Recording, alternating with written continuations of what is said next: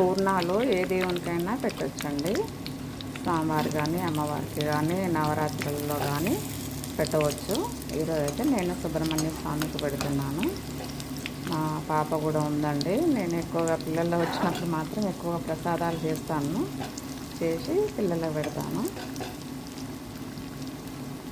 బియ్యం పిండి మినపప్పు నానబెట్టినాం కదండి, పూర్ణాలకు వాడంగా మిగిలింది దోశ చేసుకోవచ్చు. ఇది ఫ్రిడ్జ్లో పెడతాను, దోశ కోసం ఉపయోగిస్తాను అన్నమాట. బాగా వస్తుంది దోశకి.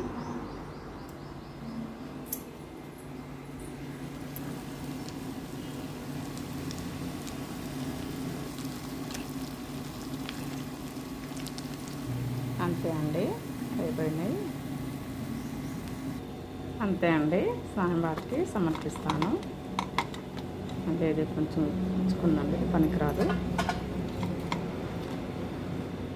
ఓకే అండి, అందరికి నమస్కారం అండి, ధన్యవాదాలు. అంతే అండి, బెల్లం పూర్ణాలు రెడీ అయినాయి.